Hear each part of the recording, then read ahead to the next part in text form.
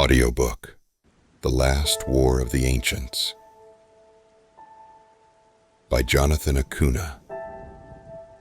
Chapter 1. The Signal Beneath the Sand. The desert night was unnaturally quiet. A warm wind skimmed across the dunes, whispering through the excavation site at the base of the Great Pyramid. The floodlights buzzed softly, casting long shadows over the dig, where Dr. Adrian Cross stood motionless, his eyes fixed on the screen of a handheld scanner. "Are you seeing this?" His voice barely above a whisper. Dr. Leila Navarro, the team's geophysicist, adjusted her thick-rimmed glasses and studied the readings. The screen flickered with data, pulses of energy radiating from beneath the sands. Not just any energy. It was a perfect match to the cosmic signal recorded by deep space observatories a week ago, an anomaly dismissed by most as background radiation. "I don't understand," Layla murmured, her brows knitting together. This signal, it's coming from below the pyramid." Adrian exhaled slowly, the implications settling in. For years, archaeologists had speculated about undiscovered chambers, but nothing had ever suggested something like this. A voice crackled through the radio. "Dr. Cross, we've got something." He and Layla exchanged a glance before rushing toward the dig's lower trench. The excavation team had uncovered the remnants of a stone passageway leading deep beneath the pyramid, sealed for millennia. The entrance was carved with hieroglyphs, unlike any Adrian had ever seen. By the time they pried open the ancient seal, a metallic hum filled the chamber beyond. The air inside was unnervingly warm. Adrian stepped in first, his flashlight beam sweeping over walls lined with etchings, constellations, planetary alignments, and something more. At the very center of the chamber stood a crystalline structure, suspended in midair, its surface shimmering with pulses of light. Layla's breath caught. "This isn't just a chamber, it's a machine!" Adrian swallowed, stepping closer. "And it's waking up." A deep tremor shuddered through the ground as the pulse intensified, synchronizing with something distant, something cosmic. Layla's voice shook. "Adrian, the signal, it's on a cycle, a recurring event, every 3,600 years. Before he could respond, the walls lit up, the ancient hieroglyphs glowing as a low-frequency hum filled the chamber. Then, as if the universe itself was answering back, the sky above the Great Pyramid burned with light. Chapter 2. The Warning in the Stars. A cold wind swept across the rooftop observatory of Cairo University as Professor Layla Hassan traced her fingers over the worn edges of an ancient papyrus. Beneath the dim glow of her desk lamp, the faded hieroglyphs whispered secrets lost to time. She had spent her life chasing the mysteries of the ancients, but tonight, the past was colliding with the present in a way she had never imagined.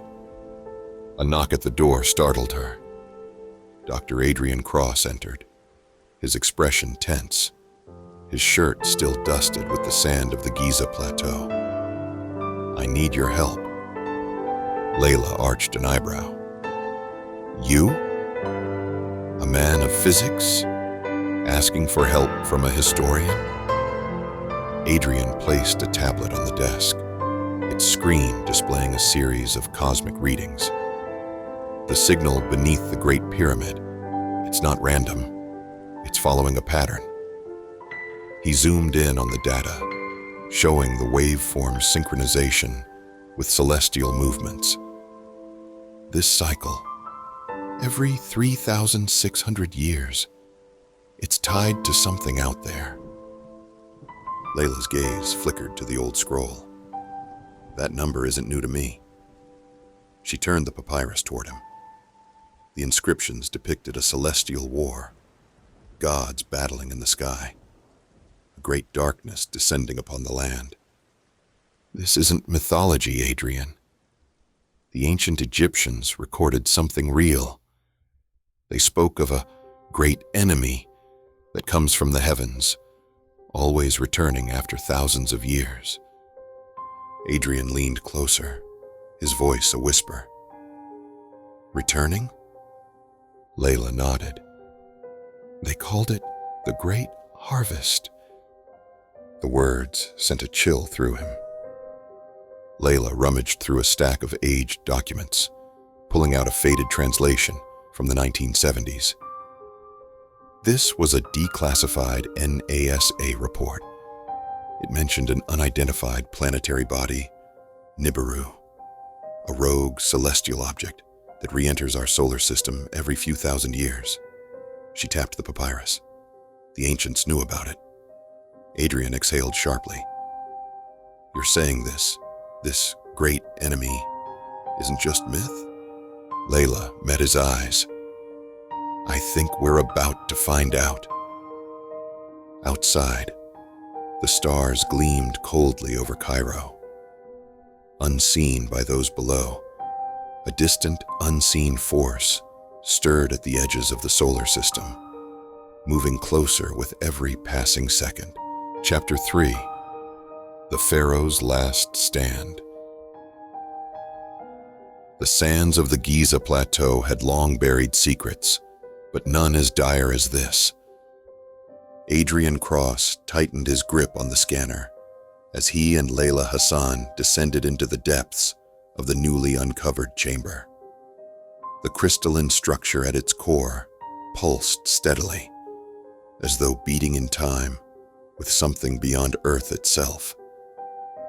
What had once been dismissed as superstition was revealing itself as a forgotten science, one far beyond their understanding. What are we missing? Adrian murmured, sweeping his flashlight over the chamber walls.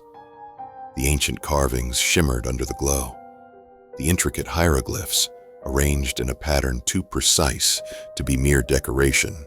Layla ran her fingers over the inscriptions, whispering a translation as she read. When the black sun rises and the stars bleed, the gods shall return. The weapon must wake, or the world shall fall. Adrian felt a chill settle over him. A weapon? Before she could respond, a voice crackled through Adrian's radio. Dr. Cross, you need to see this, now. They hurried back to the surface, where Layla Navarro was waiting near the excavation's newly deployed, ground-penetrating radar. She pointed to the display screen. Beneath the pyramid, buried within layers of rock, was a hidden structure, one that shouldn't exist. It's not just a chamber, Layla said, eyes wide with disbelief. It's a machine. The realization hit Adrian like a thunderclap. The pyramids had always been an enigma, but this changed everything. Layla's voice was barely above a whisper. The pharaohs knew. They built these monuments, not as tombs, but as something greater, something meant to protect the earth. Then, a second signal erupted from beneath the sands, resonating through their equipment. The pulse was stronger this time. Louder. It was answering something. Layla's fingers flew over the controls. Adrian, the frequency. It's syncing with... The sky above them flared. The radio crackled again, but this time, it wasn't their team. It was an encrypted military channel. This is Colonel Mercer of the International Defense Initiative. You are ordered to cease all excavation activities immediately. A convoy of armored vehicles rumbled toward them, kicking up a cloud of dust. Soldiers poured out, their weapons trained on the team. Adrian exchanged a look with Layla. They had found something they were never meant to uncover, and someone, somewhere, had been waiting for this moment. Chapter 4: The Heralds of Nibiru. The desert wind howled as floodlights bathed the excavation site in an artificial glow. The presence of soldiers had transformed the dig into a war zone. Men in black tactical gear patrolled the perimeter, their weapons held tight, their eyes scanning for threats. Dr. Adrian Cross stood rigid, his fists clenched as Colonel Mercer approached. The man's presence exuded authority, his uniform pristine, his gaze sharp with military efficiency. "You have no idea what you've just stumbled onto, Doctor." "Cross," Mercer said. "This site is no longer under civilian control." Adrian glared. "You can't just take over a scientific discovery." Mercer didn't blink. "We already have." He gestured to his men. "Secure all research materials. No transmissions in or out." Nearby, Layla Hassan and Layla Navarro exchanged worried glances. Their work, their findings, everything was being seized. But Layla had spent too many years uncovering buried truths to let this one slip away. She stepped forward. "Colonel Mercer, do you even understand what's happening here?" She held up her tablet, displaying the cosmic synchronization data. "That structure beneath the pyramid isn't just old, it's waking up. And it's not random." Mercer's expression darkened, but before he could reply, one of his men ran up, breathless. "Sir, we've intercepted a transmission." He handed Mercer a tablet. A faint audio feed crackled through the speakers. It wasn't in any known language, yet the rhythmic tones carried an eerie familiarity. The signal pulsed in perfect sync with the pyramid's energy readings. Adrian's stomach knotted. "That's not interference," Layla whispered. "Someone or something is responding." A warning from the past. Across the world, high above Earth, Dr. Ethan Vega leaned back in his chair inside the astrophysics lab of the European Space Agency. His screen displayed new orbital data, anomalies on the outer edges of the solar system. A planetary mass was approaching. Nibiru. For decades, it had been dismissed as myth, a lost world, a rogue celestial body that was nothing more than ancient superstition. But the gravitational distortions were real. The readings were undeniable. Ethan tapped his headset. "This is Vega. I need priority clearance to speak with command." Static. Then a voice, deep, deliberate.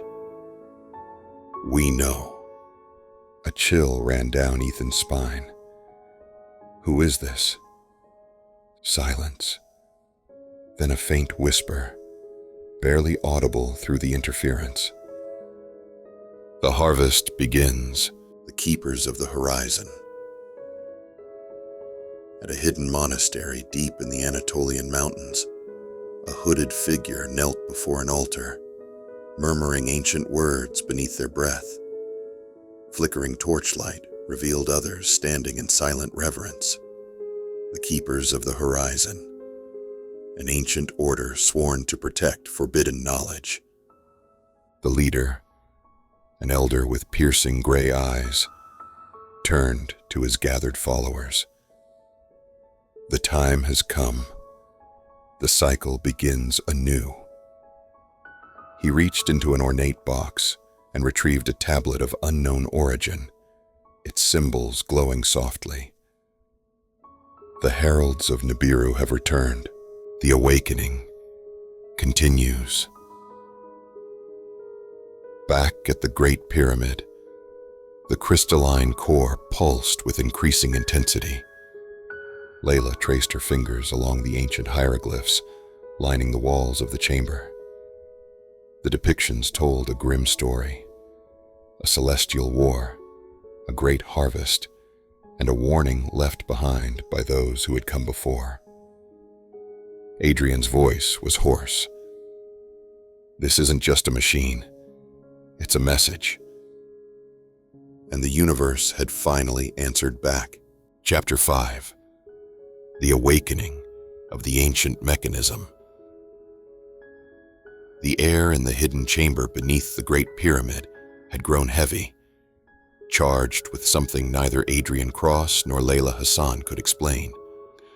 The crystalline structure pulsed steadily, resonating with a frequency too precise to be natural. It was as if the pyramid itself had come alive. Outside, the military presence had doubled.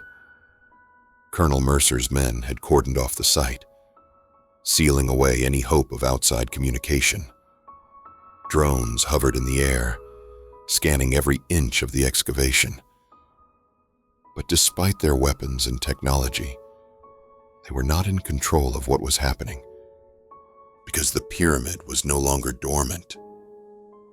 Adrian studied the walls of the chamber, his flashlight beam flickering over the glowing hieroglyphs. These markings aren't just warnings, he said. They're instructions. Layla, her hands steady despite the tension in the room, traced the engravings. The ancients weren't just trying to tell us about the return of the great enemy. They left behind a way to stop it. Layla Navarro, still analyzing the energy signatures from a tablet device, shook her head. I don't think we're stopping anything. We're waking it up. The words had barely left her lips when a deep vibration rumbled through the earth. Dust rained from the ceiling as the crystalline core's pulse intensified. Then, without warning, a beam of pure, golden light shot from the chamber, piercing through layers of rock and stone, bursting into the night sky. The entire plateau trembled as a low, guttural sound, a frequency beyond human comprehension, echoed through the pyramid. Above them, the night sky shifted. The stars seemed to move, aligning in patterns that had not been seen for thousands of years. And then, the message came, the voice of the ancients. Inside the control tent, Colonel Mercer and his team were flooded with radio interference. Screens glitched. Communications went dark. Then, through every speaker, through every frequency, a voice emerged. Not human, not mechanical, ancient. The harvesters return.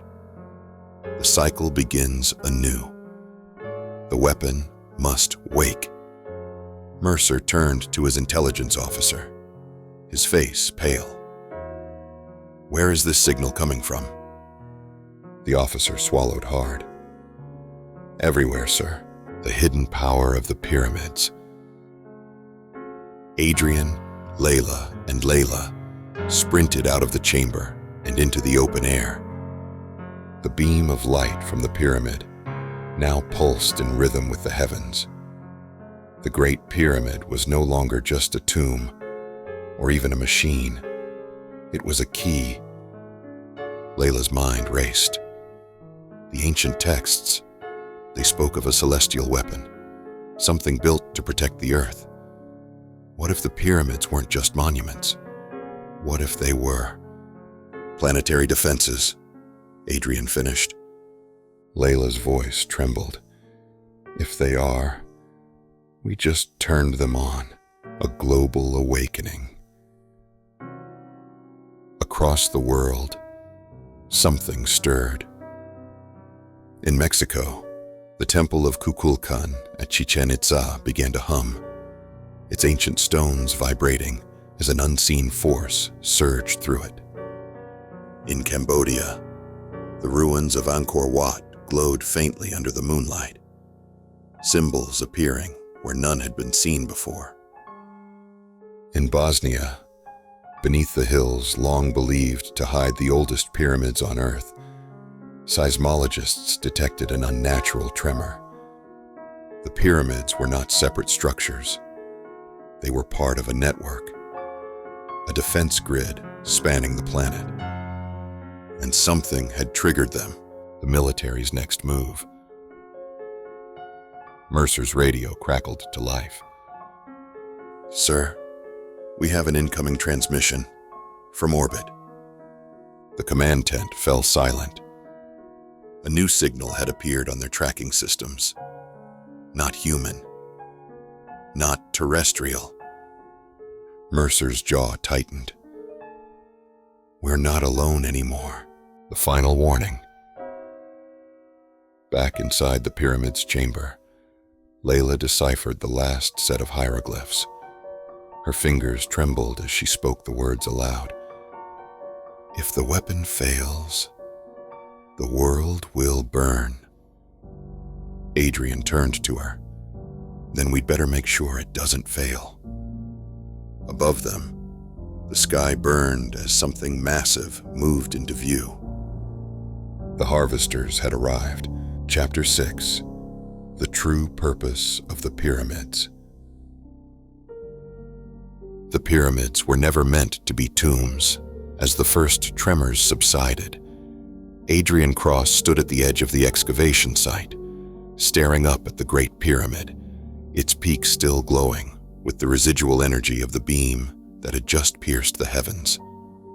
The desert air hummed with an invisible force, and for the first time in history, the ancient structure no longer seemed lifeless. It was awake. Layla Hassan, her eyes locked onto the inscriptions in the chamber below, whispered in awe. "We always thought the ancients were preserving their dead, but they were preserving something else entirely." Layla Navarro, still scanning the fluctuating energy readings, muttered, "Not preserving, activating." A new pulse rippled outward from the pyramid, sending static through every piece of electronic equipment within a 10-mile radius. Lights flickered, communications scrambled, and Mercer's military convoy fell into brief chaos as soldiers shouted into dead radios. Then, a deeper revelation unfolded. Satellite imagery, relayed through a secure military link, revealed that the beam of light emitted from the pyramid had not been random. It had been precise, targeted. The energy signature bounced off the ionosphere, refracting outward in a pattern, one that pointed to specific locations across the planet. Adrian's breath hitched as the realization struck. "This isn't just one weapon," he murmured. "It's a global network, the hidden network." Across the world, ancient sites pulsed with new life. At Teotihuacan, the Pyramid of the Sun radiated a low-frequency hum, its weathered stones thrumming with unseen power. At Stonehenge, an electromagnetic pulse disrupted nearby aircraft, forcing emergency landings as glowing lines appeared on the ancient monoliths.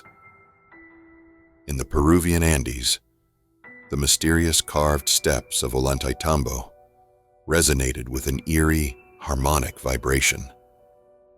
For thousands of years, these sites had stood silent, their true function lost to time. But now, they were responding to something, the same cosmic force that had triggered the Great Pyramid. And someone had known about it all along. The betrayal. Colonel Mercer's face was grim as he received new orders through a satellite uplink. The voice on the other end was distorted, but the message was clear. Secure the site. Retrieve all data. If necessary, neutralize civilian personnel. Mercer clenched his jaw. He had been given impossible orders before, but this was different. What they had uncovered here was beyond anything humanity had ever known. He turned to his second-in-command, Captain Bryce. "Keep the scientists under guard," Mercer said. "No one leaves." Bryce hesitated. "Sir, they activated something bigger than we understand. What if we need them?" Mercer frowned. "We'll use them until we don't." But even as the military moved to take full control of the Discovery, a new player entered the game, the power play. A sleek black helicopter thundered toward the excavation site, slicing through the night air. It bore no official markings, but Adrian recognized the insignia painted subtly on the side. A private aerospace firm, one that belonged to billionaire industrialist Victor Astor. The moment the chopper landed, armed operatives stepped out, securing the perimeter with ruthless efficiency. Then, a man emerged. Victor Astor had the look of someone who had never lost a battle, because he had never needed to fight one. His tailored suit was immaculate, his expression coldly confident. He walked past the soldiers as though they weren't even there, his sharp blue eyes locking onto the scientists. "You've all done something extraordinary," Astor said, his voice smooth. "But you have no idea what you found." Adrian tensed. "And I suppose you do?" Astor smiled, the kind of smile that spoke of power beyond governments. "I've known for years." He turned to Mercer. "Colonel, your orders have changed. The United States doesn't own this site anymore." I do. Mercer's grip on his rifle tightened, but before he could protest, Astor tapped his earpiece. Within seconds, an encrypted military frequency opened, and a new voice, higher authority than even Mercer's, confirmed what Astor had said. Victor Astor was now in control, a discovery buried beneath the sand. As the power struggle unfolded above ground, Layla had taken the opportunity to slip back into the hidden chamber beneath the pyramid. They had learned enough from Astor's reputation to know one thing. Once he took control, scientific discovery would be the least of his concerns. They had to act now. Layla ran her fingers over the carvings, tracing the hidden glyphs, until she found something. An indentation in the wall, a mechanism, hidden in plain sight. With a deep breath, she pressed it. The stone shifted, groaning as it slid open, revealing a passageway that led even deeper beneath the Giza Plateau. A staircase descended into darkness, untouched for thousands of years. Layla hesitated. "Are we really doing this?" Layla looked back toward the entrance. They could hear the distant argument between Mercer and Astor growing louder. She turned back to the staircase. "We don't have a choice." And with that, they stepped into the unknown. The underground revelation. The air was thick with the scent of ancient dust and something else. Something metallic, like machinery, left to rust in the dark. As they descended, their flashlights illuminated a vast underground hall. Then they saw it. Rows upon rows of crystalline structures, embedded in the walls like circuitry. Strange metallic conduits ran along the floor, forming a pattern eerily reminiscent of a neural network. At the far end of the chamber, a colossal stone tablet stood. But unlike the others, this one did not bear hieroglyphs. It bore a star map, and at its center, a celestial body was marked, one that did not belong in the solar system. Layla's breath caught. It's Nibiru. Layla stepped forward, her fingers shaking as she touched the stone. The ancients didn't just build weapons. They knew when the enemy would return.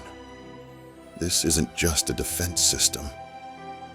Her voice trailed off as a vibration passed through the chamber, originating from deep below. Then, suddenly, the inscriptions above them flickered with light, words forming in a language neither of them should have been able to read. But somehow they understood. The final cycle begins. The great harvester wakes. Above them, on the surface, Victor Astor turned his gaze toward the sky. Far beyond Earth's atmosphere, a shadow moved against the stars. The countdown had begun. Chapter 7. The Harbingers of Enslavement. Beneath the sands of the Giza Plateau, Layla Hassan and Layla Navarro stood frozen, staring at the glowing inscriptions on the stone tablet before them. The air in the underground chamber was thick with an energy neither of them could explain, a deep hum resonating from the crystalline structures lining the walls. Layla traced the flickering symbols with trembling fingers. The final cycle begins. The great harvester wakes. Layla swallowed hard. We need to get back to Adrian. Above them, the world was already changing, signs in the sky. Across the globe, the sky had begun to shift. In South America, astronomers atop the Atacama Desert Observatory stared in disbelief as massive, artificial structures appeared in Earth's upper atmosphere, their jagged forms eclipsing the stars. In Tokyo, satellite feeds broadcasted disturbing anomalies, massive geometric distortions flickering in and out of existence, as if something was phasing in from another dimension. At the Pentagon, military officials scrambled to assess the threat as newly intercepted signals, originating from deep space, bore a terrifying message in an unknown language. But one phrase had been deciphered. Surrender is mercy. Earth was no longer alone. The divide among nations. Within an emergency summit of world leaders, chaos erupted. The discovery at Giza, the planetary defense grid, and the looming presence of an unknown force had fractured the global response. Some, like the European Union and Japan, pushed for the full activation of the pyramid network. Others, including the United States and Russia, hesitated, fearful that any attempt to wield the ancient weapons would be seen as a declaration of war. But there were whispers, even in the highest levels of government.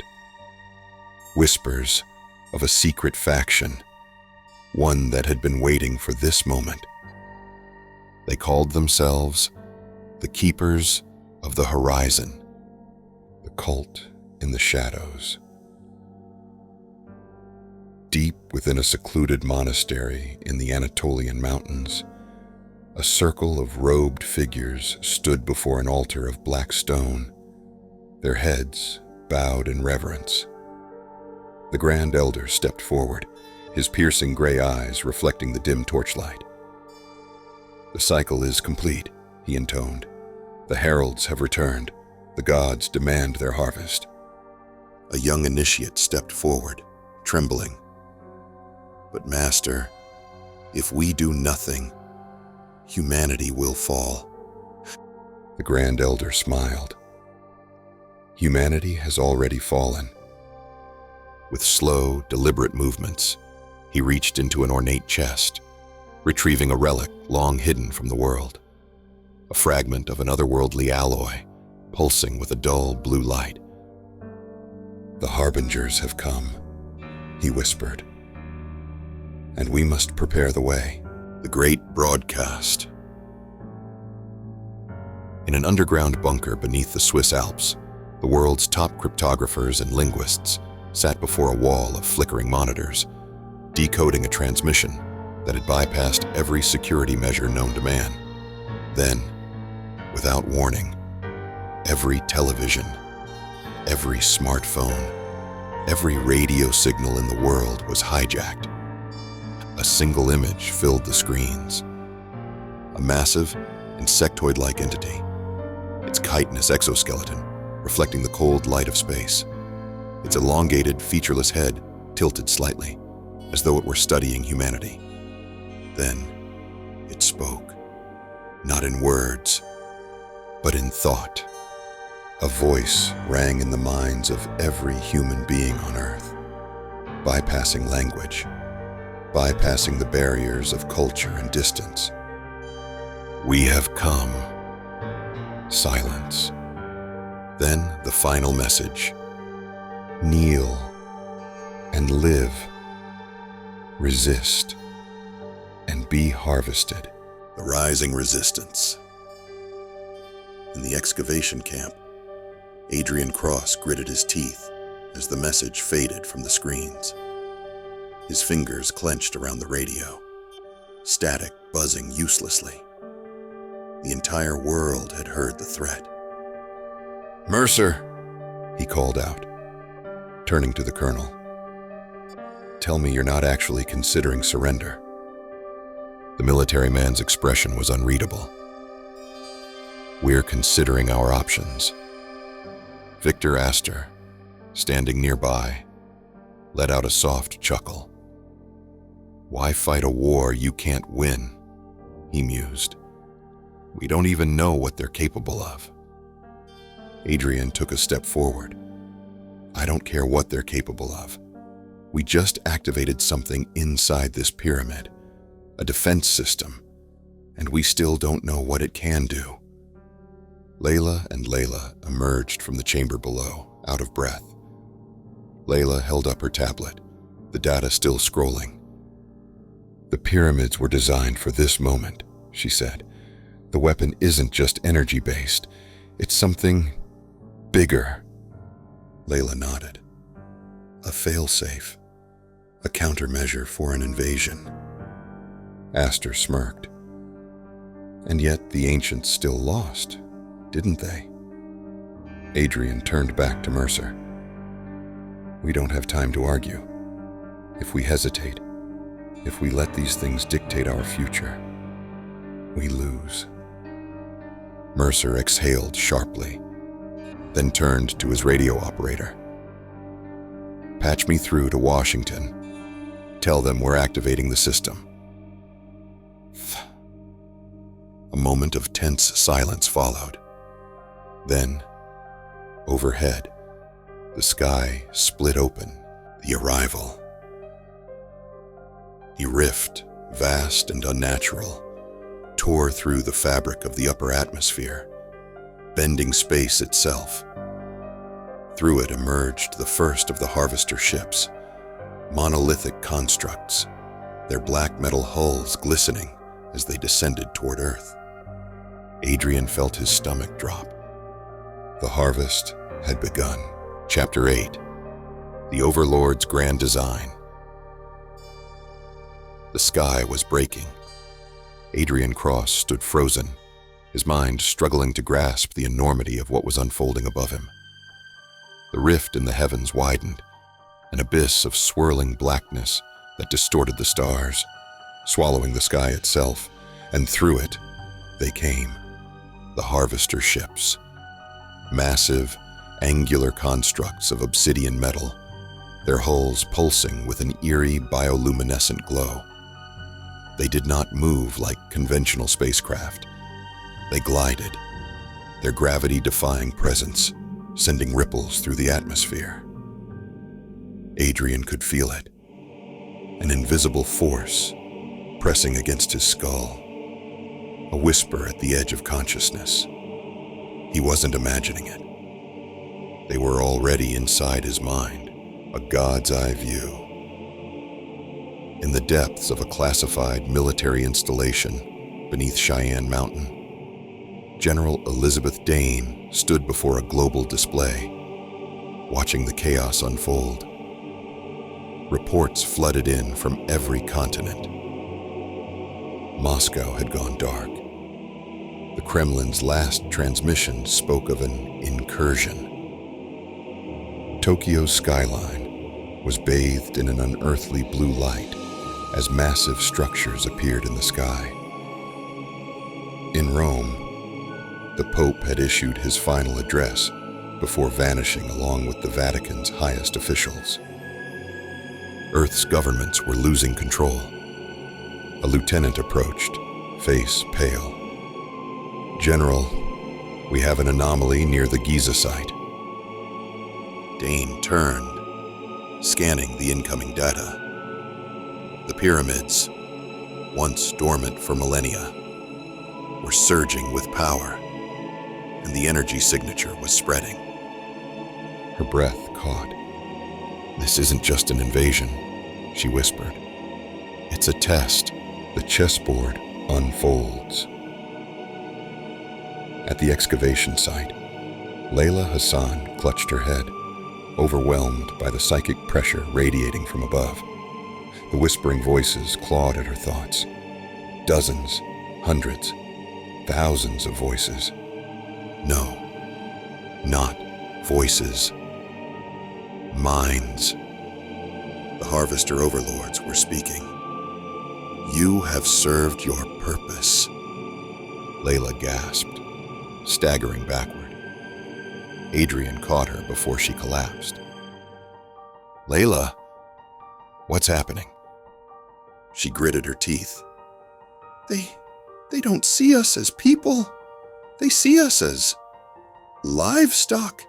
Layla Navarro, her fingers flying across a tablet, frantically analyzed the energy readings. "The pyramids are reacting to them. It's like they were built to sense their arrival." Adrian's gaze darkened. "Then let's make sure they know we're not just cattle." The rift in reality. Suddenly, the ground beneath them shifted. A violent tremor sent soldiers and scientists sprawling as the pyramid's glowing apex fired another beam of light. This time, not toward the sky, but toward the harvester ships. The moment the energy connected, a tear formed in the air, warping space itself. For a fraction of a second, Adrian saw something beyond human comprehension. A vast cosmic battlefield. Titanic beings of shimmering energy waged war against impossible monstrosities. Creatures made of living void, their forms writhing like sentient shadows. The pyramids weren't just weapons. They were gateways. And the battle that had once raged in the distant past was now bleeding into the present, the decision. Colonel Mercer barked into his radio. "We need to fall back, now." Victor Astor, watching from a safe distance, merely smirked. "You're still thinking like a soldier, Mercer. The battlefield has changed." He turned to his private security force, his eyes gleaming with something beyond arrogance.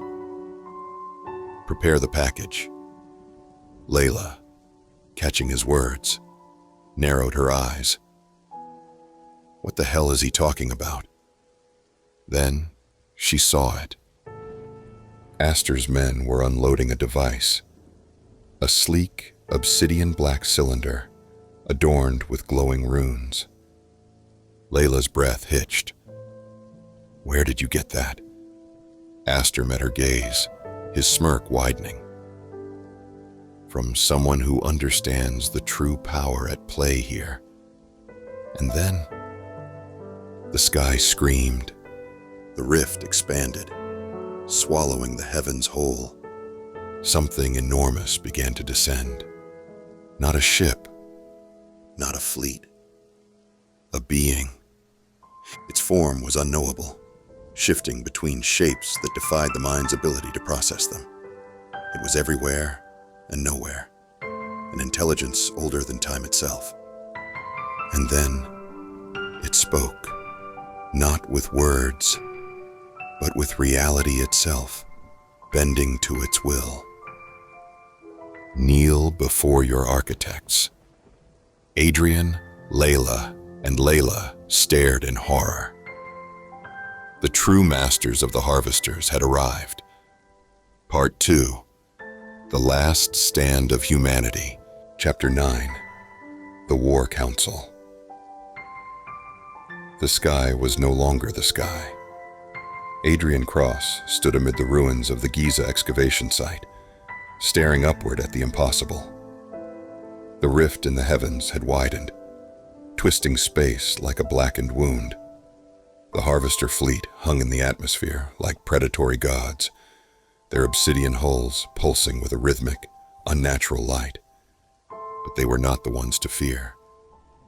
The entity descending from the rift was something else entirely. It did not move. It simply was, an amorphous mass of shifting forms, its silhouette pulsing between incomprehensible shapes, each one worse than the last.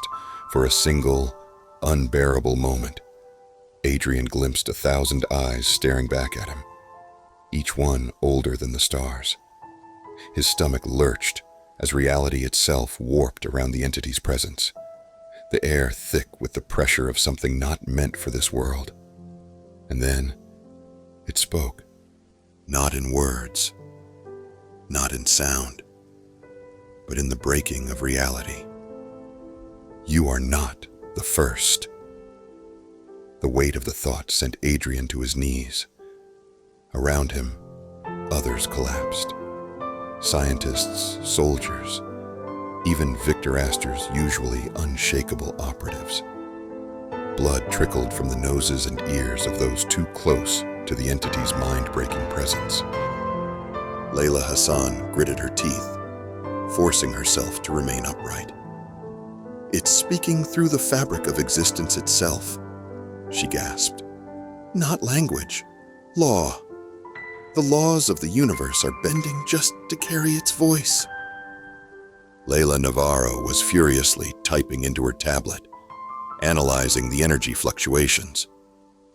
The pyramid's power is surging. Whatever this thing is, it's triggering them. Adrian forced himself to his feet, fighting the psychic weight pressing down on him. He turned to Colonel Mercer, who was gripping his rifle so tightly his knuckles had gone white. We have to act now, Adrian rasped, before we don't get another chance. Mercer hesitated. Then, after a moment's grim calculation, he tapped his radio. Initiate Omega Protocol. We're bringing the world online. The global uprising. Across the planet, hidden resistance cells and shadow governments activated. In a bunker deep beneath the Arctic ice, a coalition of rogue military officers prepared the subterranean arsenal, an array of weapons built in secrecy for a war no one thought would come. In the Brazilian rainforest, the remnants of the Solar Order, an ancient sect dedicated to Earth's celestial defenses, activated hidden monoliths, sending pulses of unknown energy into space. In orbit, a decommissioned satellite, Project Iron Sky, awoke, its onboard AI confirming the nightmare scenario humanity had long feared. The battle for Earth had begun, the Keeper's prophecy. Far from Giza, atop a ruined monastery in the Anatolian mountains, the Keepers of the Horizon gathered beneath the eclipsed sky. Their leader, the Grand Elder, stepped forward, arms raised. The cycle has returned, he intoned, his voice carrying over the wind. The harbingers have come. The gods demand their harvest. A disciple stepped forward. Master, if we do nothing, we will be consumed. The Grand Elder smiled, his eyes reflecting an eerie blue glow. Not consumed, he whispered. Chosen. And with that, he knelt. One by one, his followers did the same.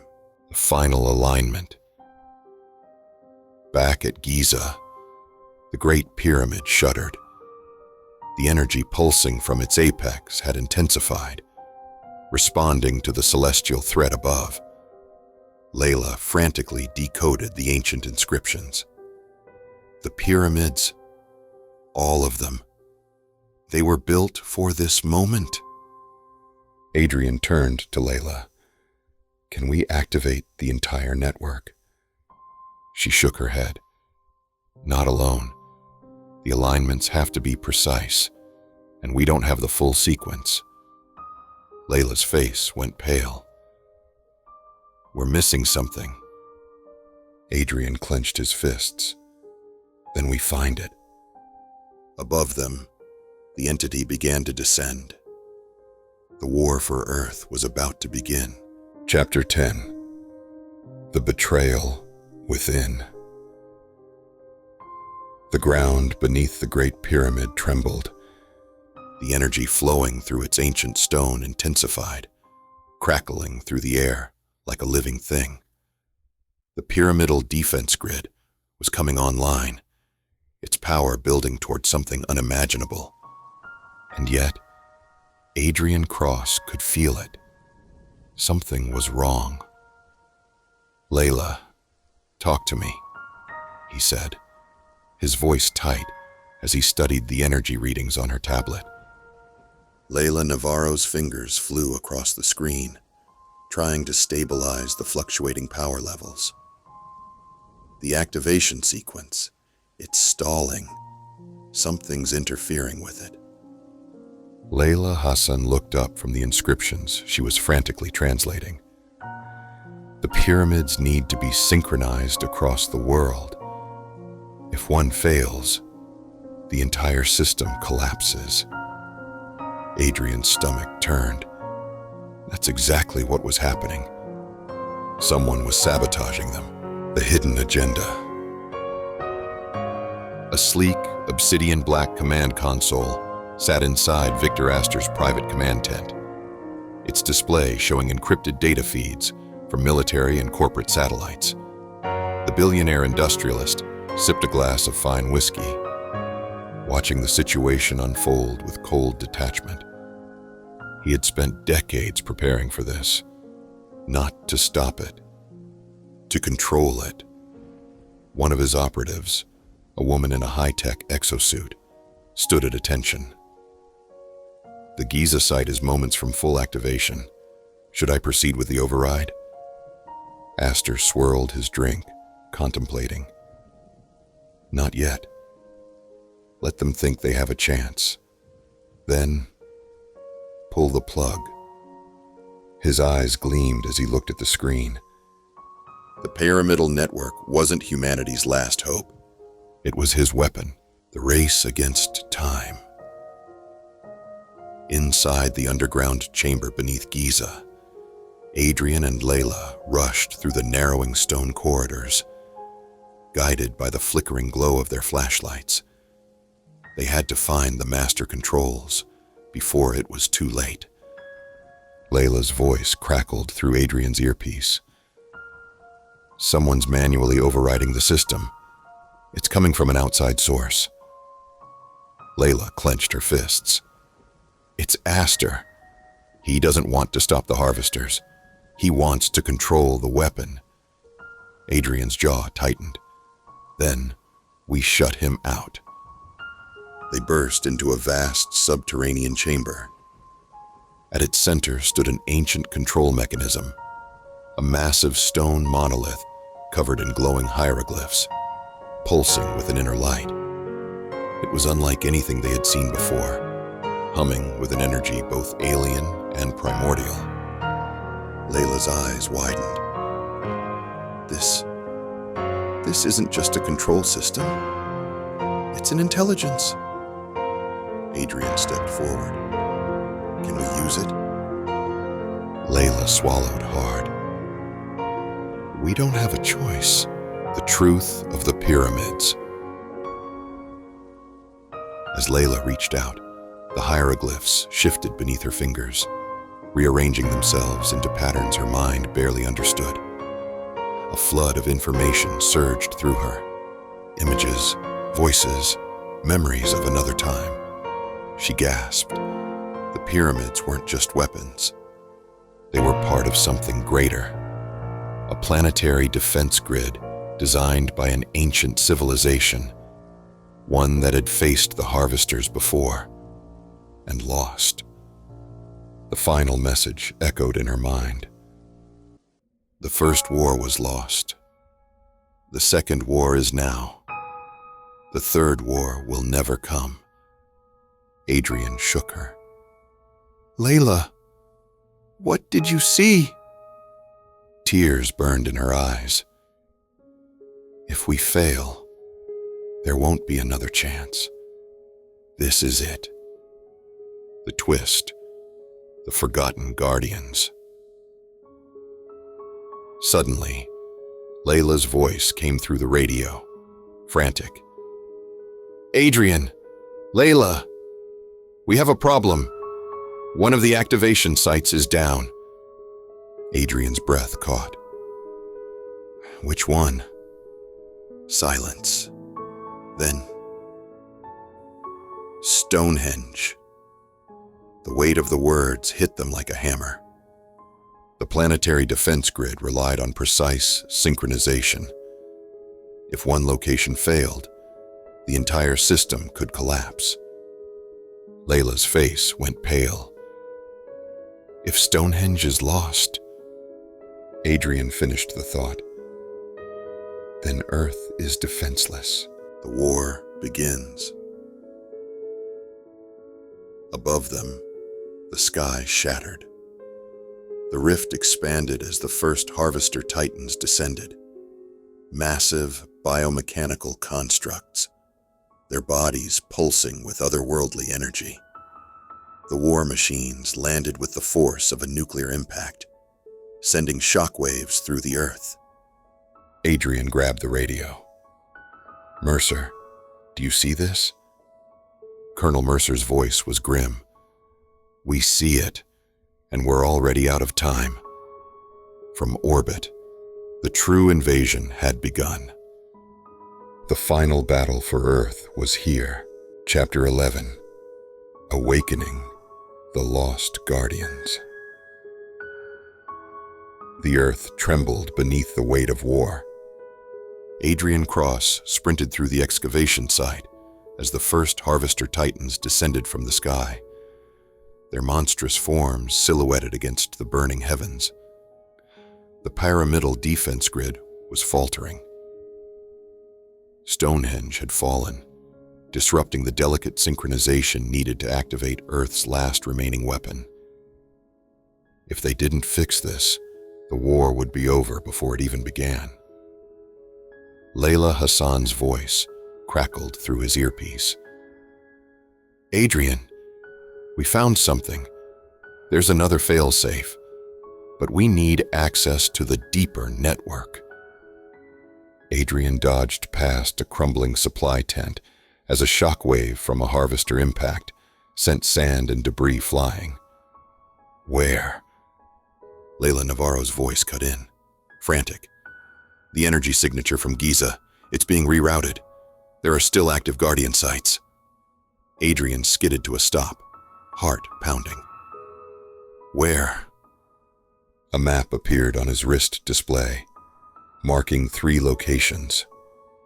Teotihuacan, Mexico, the Pyramid of the Sun, pulsing with residual power.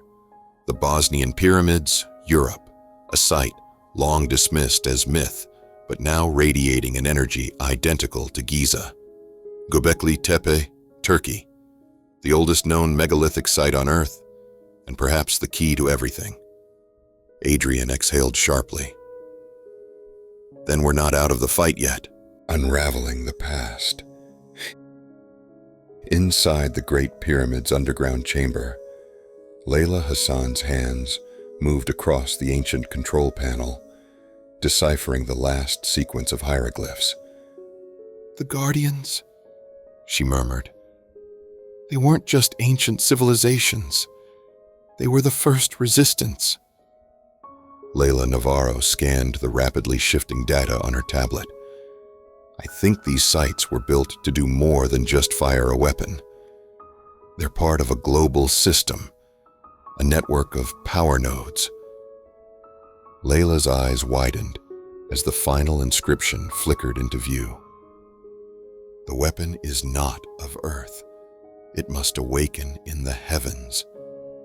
Her breath caught. "Oh my God!" Adrian's voice came through the radio.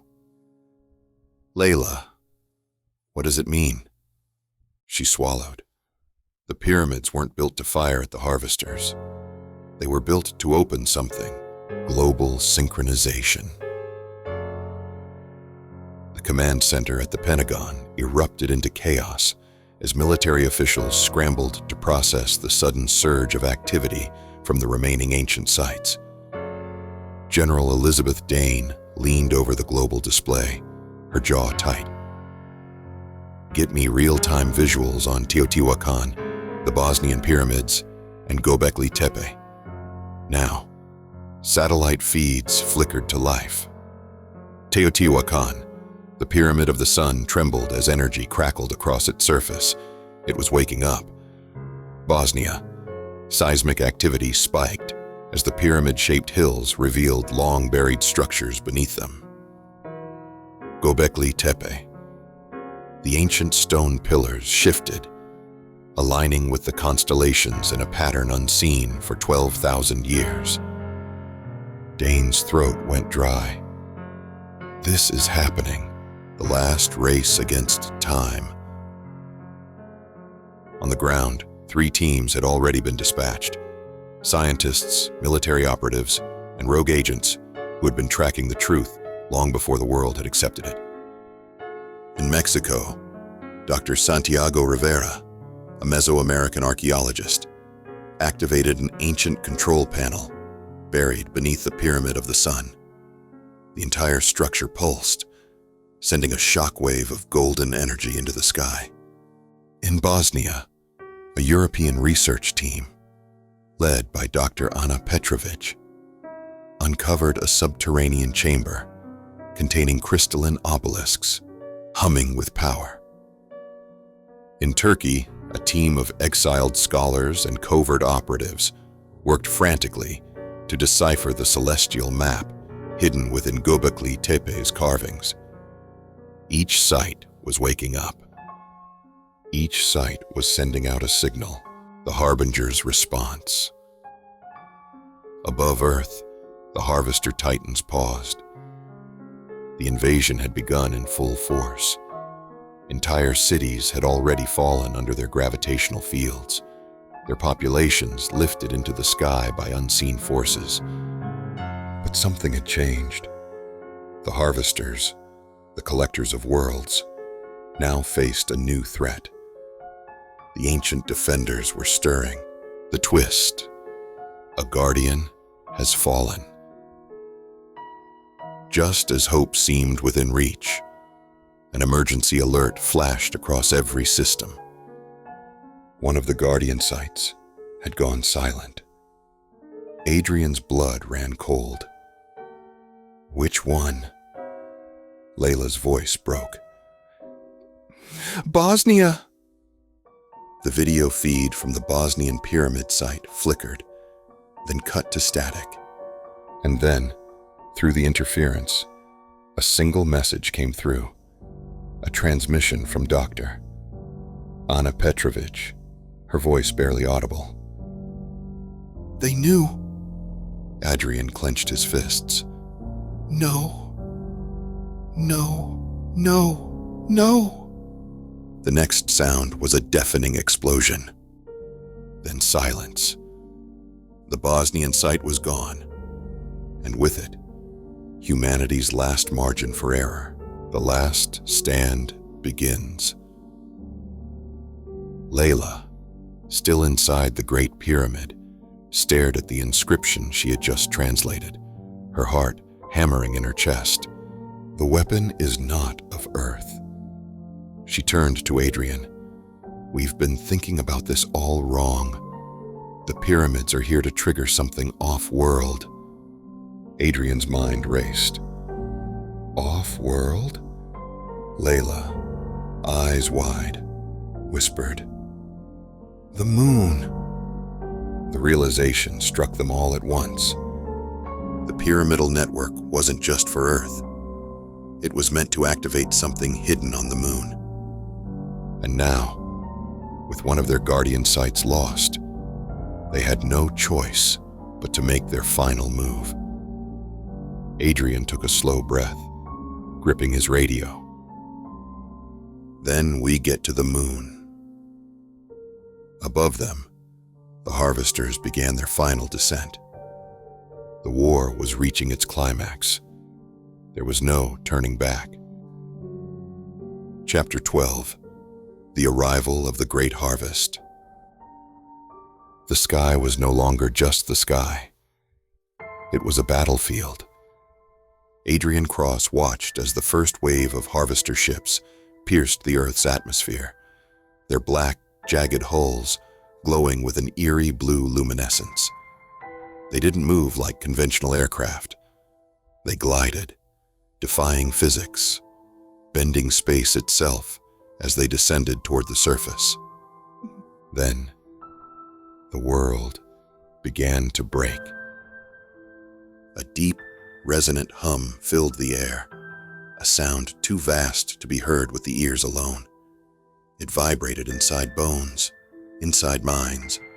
Across the globe, people fell to their knees, clutching their heads as a psychic wave rippled outward from the harvester fleet. Adrian felt it too, a voice at the edge of consciousness, vast and cold. The harvest begins.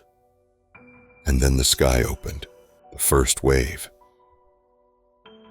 From the rift above, massive structures unfolded, colossal, tendril-like appendages that extended downward, reaching for the planet like the fingers of a god. The air distorted around them, gravity bending as entire sections of cities lifted into the sky. Paris. The Eiffel Tower trembled before being torn apart by an unseen force, its fragments pulled into the heavens. New York City, the skyline fractured as buildings disintegrated in midair, their materials breaking apart into streams of shimmering particles. Beijing, the Great Wall collapsed as an invisible force cracked the earth beneath it, sending its stones spiraling upward. People screamed, ran, flew into the sky, lifted effortlessly, their bodies dissolving into the swirling currents of the harvester beams. It wasn't an attack. It was collection dot. The harvesters weren't here to wage war. They were here to reap. The pyramids strike back. At Giza, Layla Hassan worked frantically at the ancient control panel, deep within the pyramid's underground chamber. Sweat dripped from her forehead as she input the final sequence. The network is incomplete without Bosnia, but we can still force an activation, she muttered. If we can send a pulse strong enough.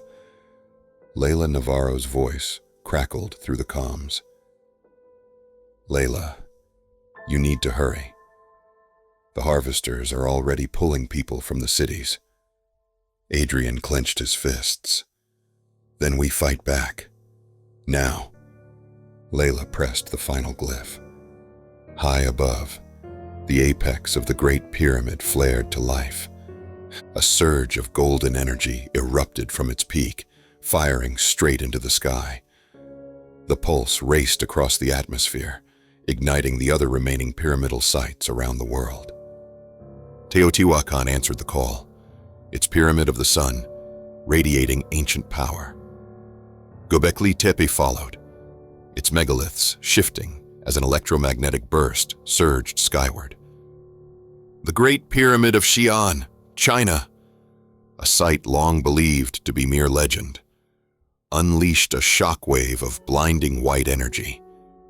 The planet responded, the fall of a city. But the harvesters had been prepared. As the pyramidal energy surged, the largest of the harvester ships adjusted their gravitational fields, counteracting the disruption. Adrian's radio buzzed. Adrian, London is gone. His heart stopped. The city had vanished, not destroyed, not burning, just gone. Layla's face paled. They've learned. They're adapting. Victor asked her, watching the chaos unfold from his private command station, chuckled to himself. And here I thought the ancients were supposed to be superior. Colonel Mercer glared at him. We just lost millions of people. You think this is funny? Astor swirled his whiskey. Not funny. Inevitable. Mercer grabbed him by the collar. If you know something, you better start talking. Astor smirked. Oh, I know a lot. But none of it will matter if you don't let me use the weapon. The resistance awakens. Across the world, humanity fought back. In the Amazon rainforest, guerrilla fighters used electromagnetic pulse weapons to disrupt harvester drones. In Tokyo, cybernetic resistance forces hijacked alien technology, turning it against its masters. In Antarctica, a hidden military base launched experimental spacecraft, breaking through the enemy fleet with weapons reverse-engineered from past encounters. But it wasn't enough. The harvesters were winning, the message from the stars. Just as hope seemed lost, an unexpected signal broke through the chaos. It wasn't from the harvesters. It wasn't from Earth. It came from beyond the solar system. Adrian's radio buzzed. Adrian, you need to hear this. A garbled transmission crackled through. Then a voice, a human voice. Do not let them take you. The war is not over. Adrian's breath caught. Who is this? A pause. Then, we are the survivors of the last war. A shudder ran through him. The last war? The voice responded, low and grim. The war your ancestors lost. Silence. Then, the final message. Find the lost weapon. It sleeps beneath the ocean. The radio cut out. Adrian turned to Layla. We're going to Atlantis. Above them, the harvesters closed in. The next phase of the invasion had begun. Chapter 13. The Atlantis Enigma. The ocean was calling. Adrian Cross sat inside the cockpit of a high-speed stealth submersible, gripping the controls as the deep blue abyss swallowed the last traces of daylight. Through the reinforced viewport, the vast Atlantic stretched out before them, endless, ancient, and hiding secrets long forgotten by time. Layla Hassan and Layla Navarro sat beside him, scanning the data feeds. Every satellite had gone dark in the last hour. The world above was burning, the harvesters ripping through entire cities, consuming entire populations. But down here, beneath the crushing weight of the ocean, Something waited. Something older than the pyramids. Something that might still save them. The desperate dive. The coordinates were impossible. Anomalies detected nearly 4,000 meters below the surface on the Azores Plateau, where legends whispered of a lost civilization. Atlantis. "This is insane," Layla muttered, staring at the readouts. "No one's ever gone this deep and come back." Adrian's voice was steady. "Then let's be the first." He pushed the throttle forward. The submersible lurched downward, cutting through the deep like a falling star, the sunken city. As they descended past 2,000 meters, their floodlights illuminated something unnatural. Massive stone formations, impossibly precise, covered in glowing glyphs, emerged from the ocean floor. Towers, roads, and collapsed colossal arches lay beneath centuries of silt, untouched by time. Layla's breath caught. It's real. The deeper they went, the more the structures revealed themselves. This was no simple ruin. It was a fortress. The remains of a civilization that had faced the harvesters before, a warning from the dead. Layla traced the glowing glyphs on the control panel inside the submersible, translating in hushed tones. The first war, the great cataclysm. She swallowed. They didn't just fall. They fought. Adrian leaned in. And lost. A deep rumble vibrated through the hull. Layla checked the sensors. Something's down here.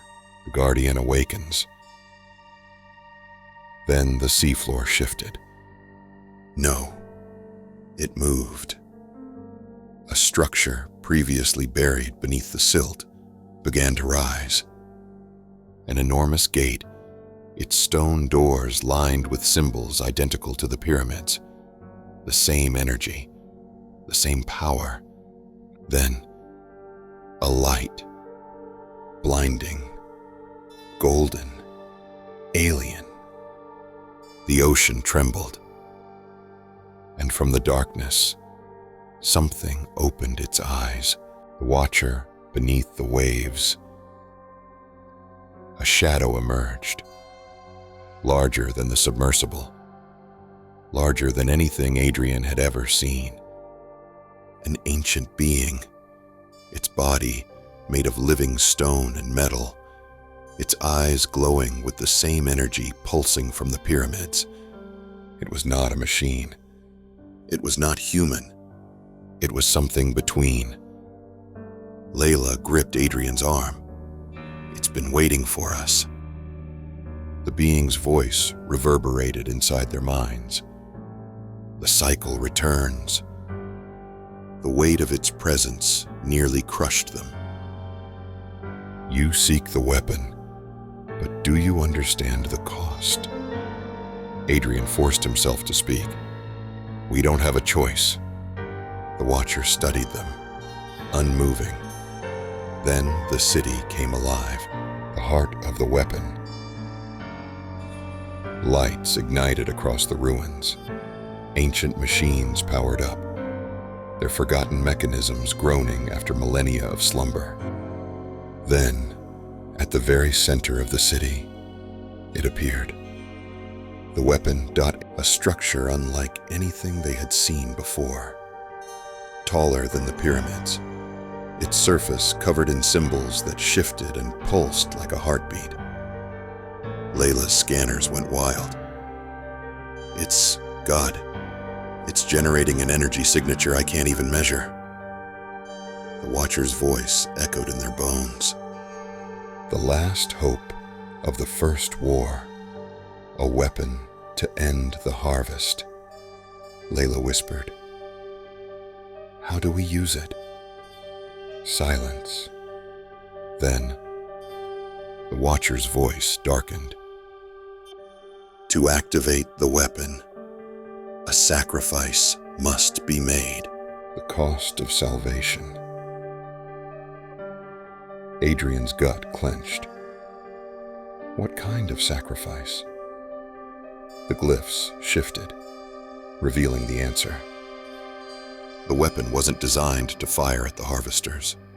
It was designed to tear open a rift in space-time itself, a controlled collapse that would drag the harvester fleet into the abyss. Layla's breath caught. If we activate it, Layla finished, voice trembling. Earth might not survive the choice. Adrian clenched his fists. We either take the shot, or we die as cattle. Above them, the ocean shook. Something was coming. The harvesters had found them. Time was up. Adrian looked at Layla. We're taking the shot. She nodded. And then, they activated the weapon. Chapter 14. The Weapon of the Gods. The ocean screamed. As the Atlantean weapon roared to life, the deep trembled with a force not felt for millennia. Towers of ancient stone shook, bioluminescent glyphs flaring to life across the submerged city. The vast alien machine, half organic, half incomprehensible technology, awoke from its eternal slumber. And it was hungry.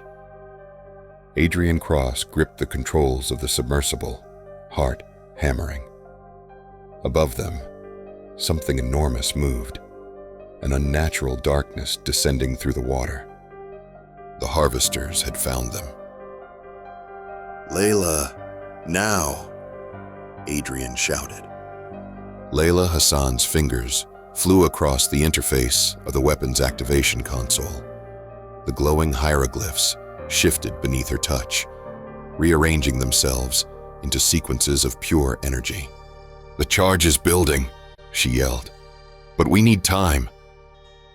Layla Navarro stared at the readings, her voice tight with dread. We don't have time!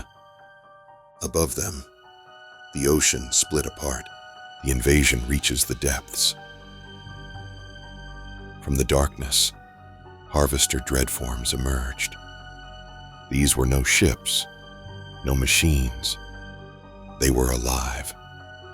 Biomechanical monstrosities, their forms shifting between liquid metal and hard exoskeletons, their tendrils of living void slithering through the deep. One of them, a titan, easily the size of a city block, extended a clawed limb, its eyes burning with a terrible intelligence. It was not here to destroy. It was here to claim. Adrian's submersible lurched violently as a gravitational pulse ripped through the water, distorting reality itself. Warning alarms blared as systems overloaded. They're trying to pull us in, Layla shouted. Adrian fought the controls.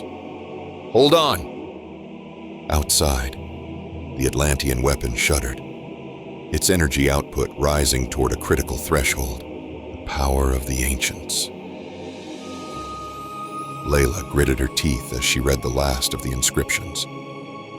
We're at 90%. Just a few more seconds. Adrian wasn't sure they had a few more seconds. One of the harvester dreadforms lunged, its tendrils striking toward the weapon, toward them. Then, the Guardian awoke. From beneath the seafloor, the Watcher of Atlantis rose, its stone metal body pulsing with golden light. With a voice that shook the marrow of the world, it spoke. You have no claim here. It attacked. A single shockwave of raw energy erupted from the Guardian's core, tearing through the water, hurling the harvester dreadform backward. The monster shrieked in a voice that made the ocean itself tremble. Adrian's breath caught. The ancient defenders were still fighting. But for how long? Unleashing the storm. Layla slammed her palm against the final glyph. Activation complete. A pillar of pure energy erupted from the Atlantean weapon, ripping through the ocean, tearing through the harvester fleet above like a blade through flesh. The sky flared white as the beam struck Earth's atmosphere. An energy surge racing toward the pyramidal network, still active across the planet. Teotihuacan answered the call. Göbekli Tepe burned with power. Xi'an's pyramid roared to life. Across the world, the ancient network synced, their energies converging into a single, cataclysmic pulse aimed at the rift above the Earth. And then, a shock wave exploded outward, tearing into the Harvester motherships still descending upon the planet. The Harvesters screamed, the cosmic counterattack. But they were not defeated. High above, the largest of the Harvester vessels, an impossibly vast construct, its surface shifting like liquid night, reacted. It did not flee. It adapted. A pulse rippled outward from its core, a planetary scale EMP. The moment it struck, the world went dark. Every city, every military installation, every remaining defense system, gone. Adrian's submersible lost power, plunging them into blackness. Layla gasped. They shut down everything. Layla's voice was barely a whisper. Not everything. Outside the viewport, through the abyss, they saw it. The Atlantean weapon still glowed. The ancient power was still active, and it was doing something new. The final revelation. Layla stared at the shifting glyphs. This isn't just a weapon. Adrian turned to her. What do you mean? She swallowed. The pyramids, the entire planetary defense system, they weren't designed just to fire energy. Layla's voice was soft with awe. They're gateways. Adrian's pulse stopped. Gateways? To what question mark? The final choice. Then, the Watcher's voice filled their minds once more. The hour has come. The ancient being turned its glowing gaze toward the Harvester fleet above, toward the devastation beyond the ocean. They cannot be destroyed, only escaped. Adrian stared at the Guardian. What are you saying? The glyphs on the Atlantean weapon shifted one last time. Layla read the final inscription. Her voice shook.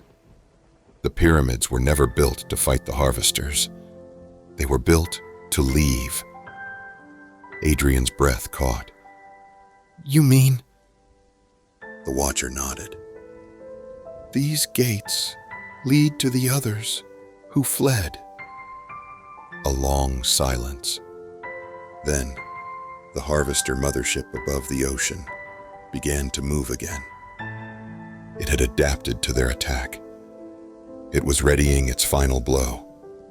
There was no more time. Adrian clenched his fists. Earth's final defense had never been a weapon. It had been an exit, a way out, a way to survive. And now, the last survivors of Earth had a choice. Stay and die, or step through the gateway and face the unknown. The decision had to be made. Now, Chapter 15, The Rift Beyond Time. The ocean boiled. The Atlantean weapon surged with a power not seen in millennia, its ancient mechanisms thrumming with a force that defied human understanding.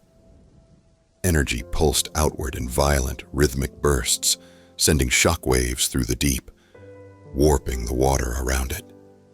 Adrian Cross gritted his teeth as he stared at the glowing control panel before him. This wasn't just a weapon. It was a doorway. Above them, the Harvester mothership had begun its final descent. The world above was already in flames, entire cities erased, millions taken in an instant. The pyramidal defense grid had slowed the invasion, but had not stopped it. And now, Earth was on the brink of annihilation. Layla Hassan's voice cut through the rising tension. "Adrian, we need to decide now." He turned to her, feeling the weight of the moment press into his chest.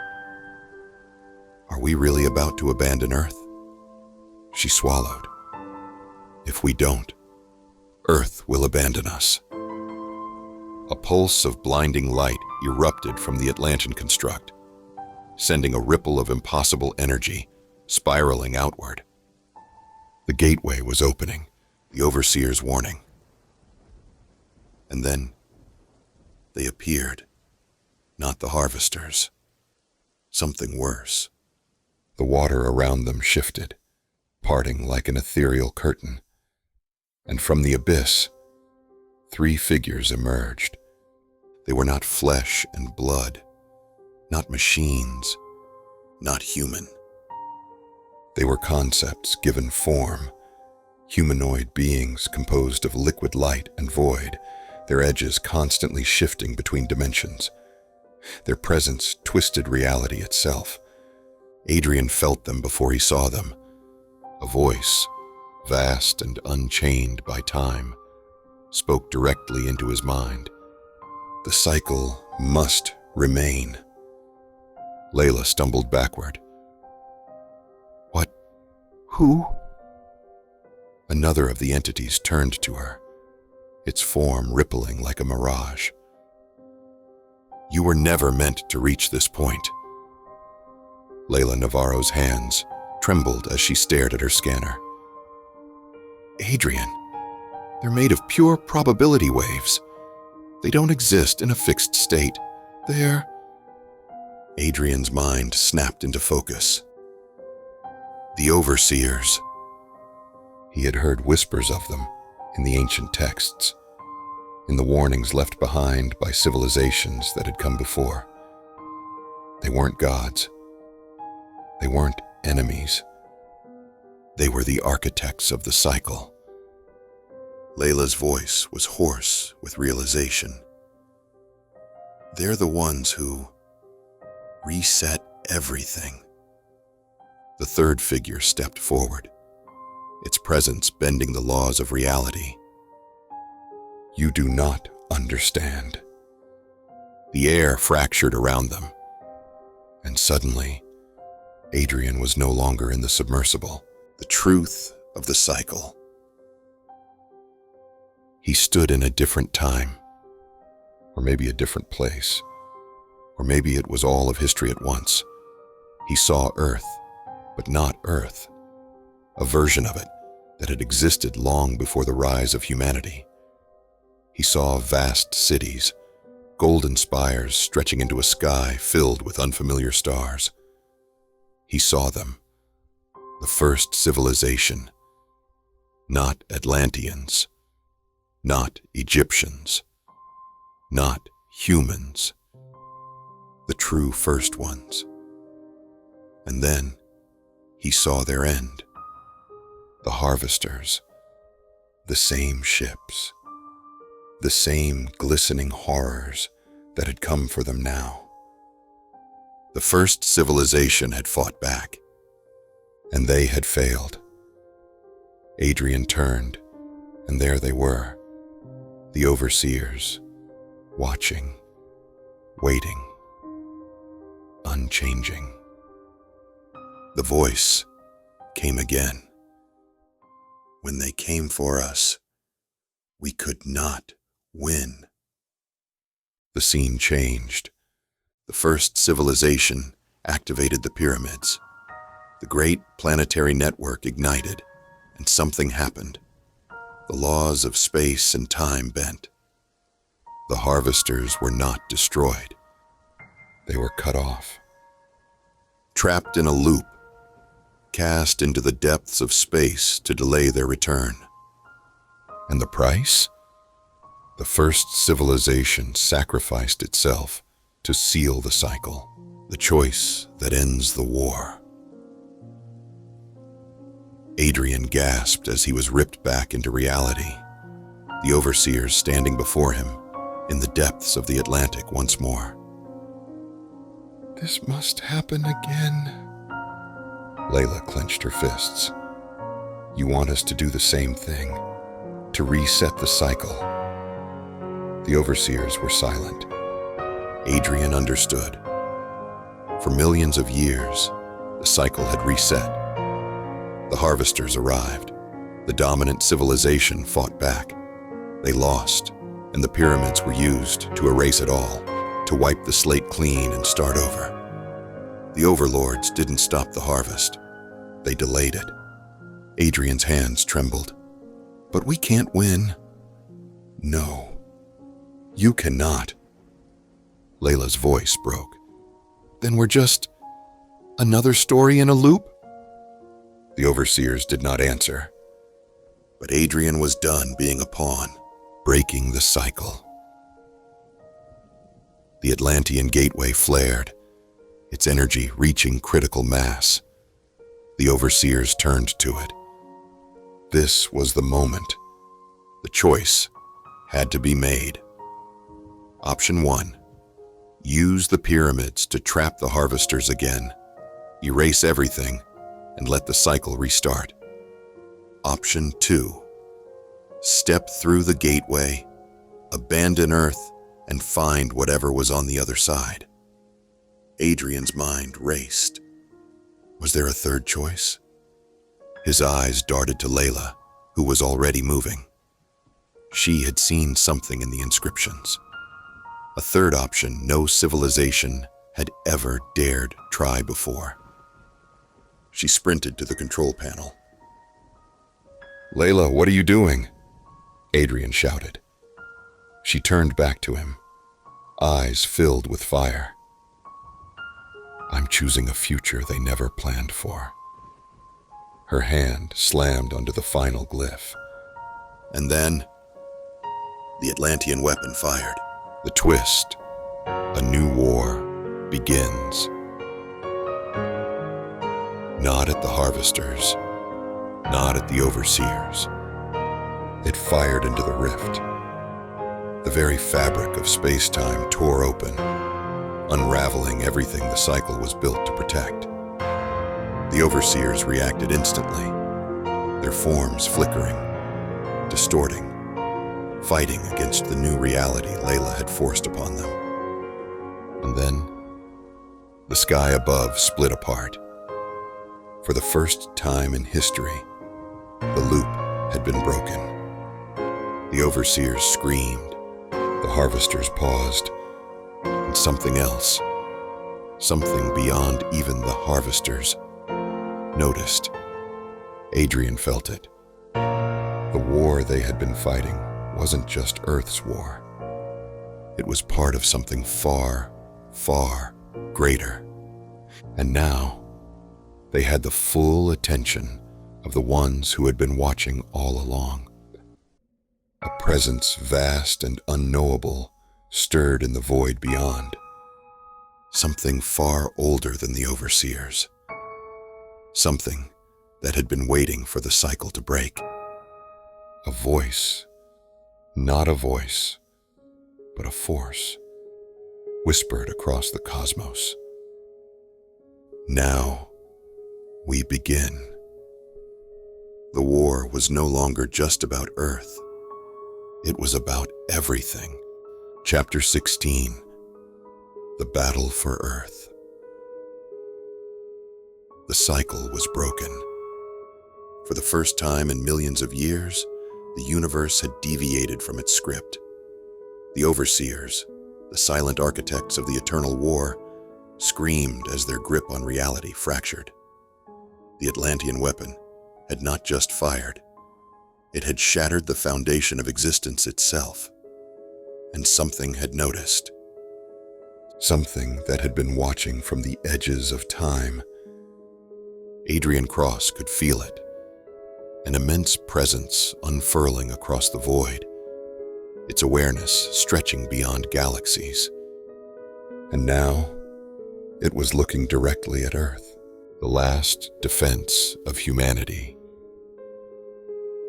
High above, the sky burned. The Harvester motherships loomed over the ruins of Earth, their dark, metallic forms shifting, pulsing, adapting to the sudden chaos in the cycle. The Great Rift, the celestial wound that had always been used to trap them, was no longer sealing itself. It was expanding. Across the world, the final battle had begun. In Washington, D.C., resistance forces fired stolen Harvester weaponry at descending dreadforms, their twisted exoskeletons shrieking as they melted under human firepower. In Tokyo, cybernetically enhanced warriors from the underground tech syndicates launched one last EMP assault, disrupting Harvester gravity pulses before being pulled into the sky. In the Amazon rainforest, remnants of the Solar Order activated long-buried, monolithic pylons, sending golden arcs of energy lashing through the Harvester fleets. Every nation, every surviving soldier, every last human fighter had thrown themselves into the war. But it still wasn't enough. The Pyramid Network awakens. Inside the control chamber beneath the Great Pyramid, Layla Hassan fought to keep the planetary network stable. The pyramids were still active, still surging with power, but without the Bosnian site, synchronization was failing. Layla Navarro shouted over the alarms, "We're losing containment. The energy grid is collapsing." Layla's fingers moved rapidly across the ancient interface, her breath coming in short gasps. "We need more power. All sites must sync at the same frequency." Adrian's voice crackled through the comms. "How do we fix it?" She hesitated. There was a way, but it required one final sacrifice, the pyramid's final form. Layla's eyes flickered across the glyphs. The pyramidal structures, once thought to be simple monuments, were actually something else. Something far older than even Atlantis. She found the final command, the last function of the network. The pyramids were never weapons. They were transformers, designed to reshape reality itself. Her voice broke. "We can't just fire a weapon at them. We have to change what we are." Layla's eyes widened. "What does that mean?" Layla took a breath. "If we synchronize all pyramids, we don't just stop the harvesters. We rewrite Earth's frequency. We phase the planet out of sync with their dimension." Adrian went still. "You mean make Earth disappear?" Layla met his gaze. "It's the only way." The decision.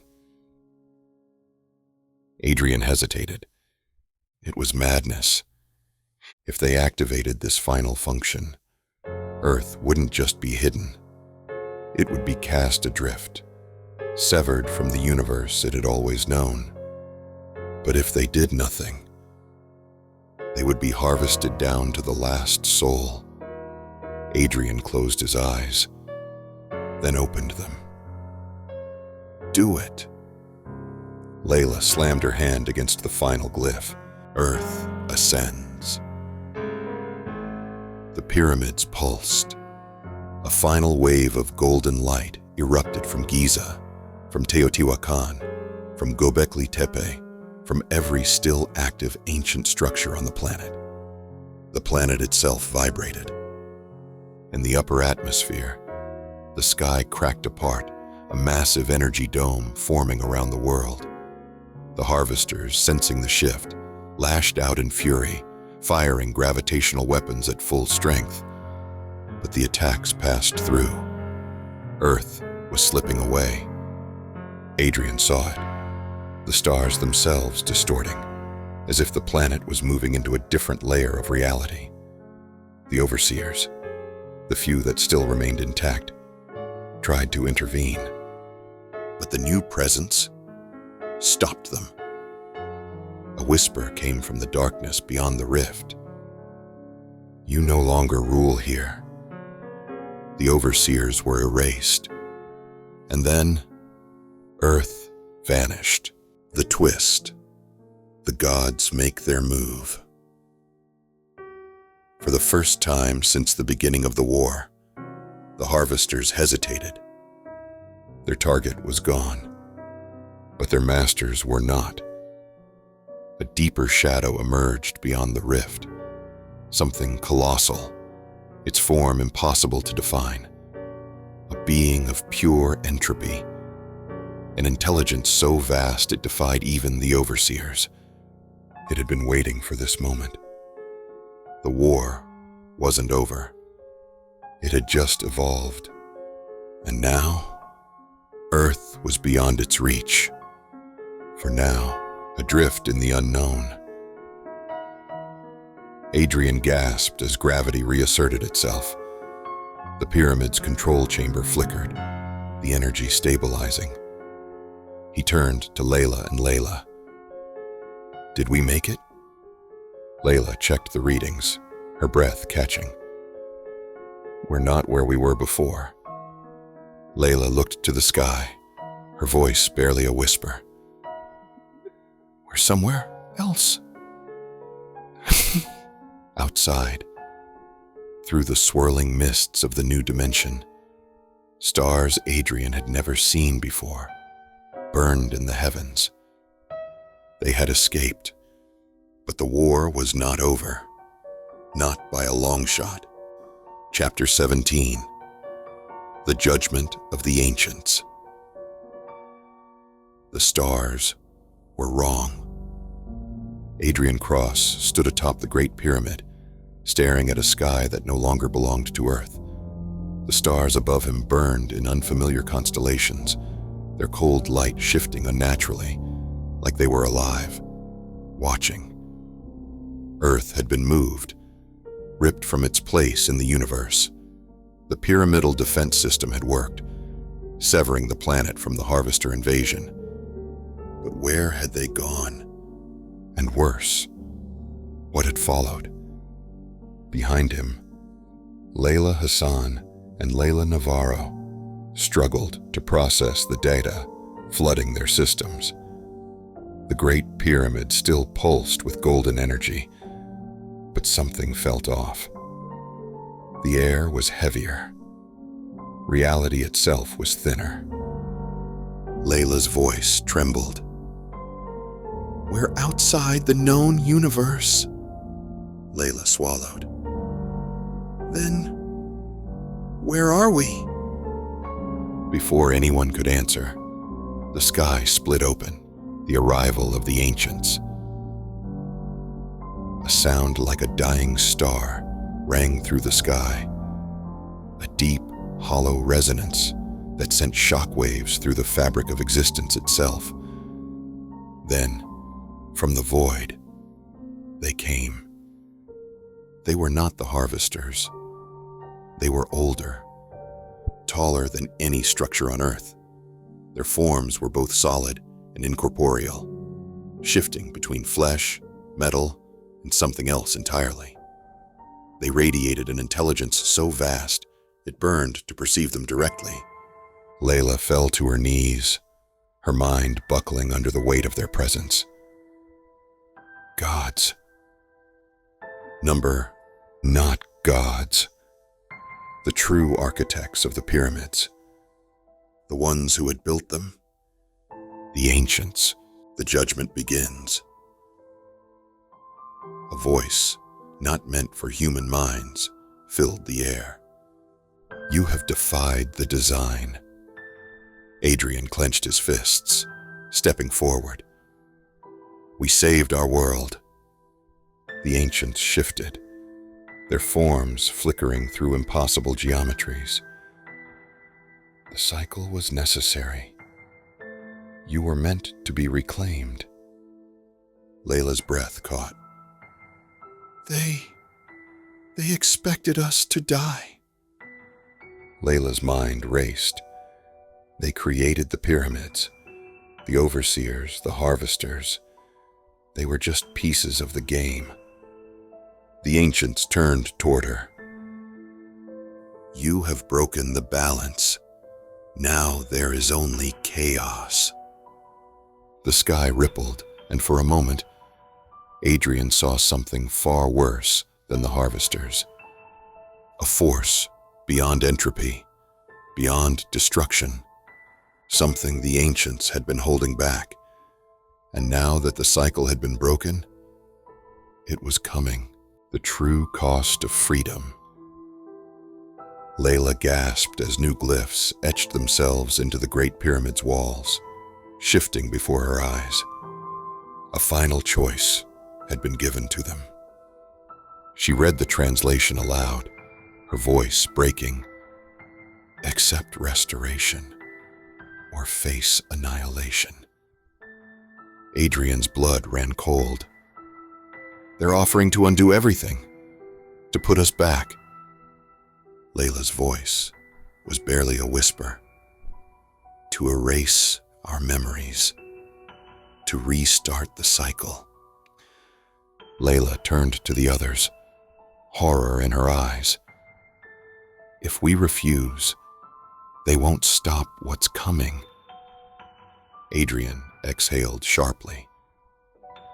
We finally broke free. He turned back to the sky. And they want us to beg to go back into our prison. The ancients watched, silent, waiting the final decision. The pyramid trembled. The energy was collapsing. The gateway they had forced open beginning to unravel. If they submitted, Earth would be restored. The cycle would begin anew. Humanity would forget everything. If they refused, Earth would remain adrift, alone in this new universe, hunted by whatever was coming. A world out of time, a war with no rules. Adrian turned to Layla. We make our own future. She nodded, stepping to his side. We choose freedom. The ancients shifted. They did not attack. They did not protest. Instead, they watched, as if they were waiting to see what humanity would do next. Then, in a blink, they were gone. The twist, the hidden failsafe. Silence fell over the desert. Then, the pyramidal network reactivated. Layla gasped. They left something behind. New symbols appeared on the Great Pyramid, revealing a hidden failsafe. Layla deciphered the first line. Her voice trembled. The key to survival lies in the lost worlds.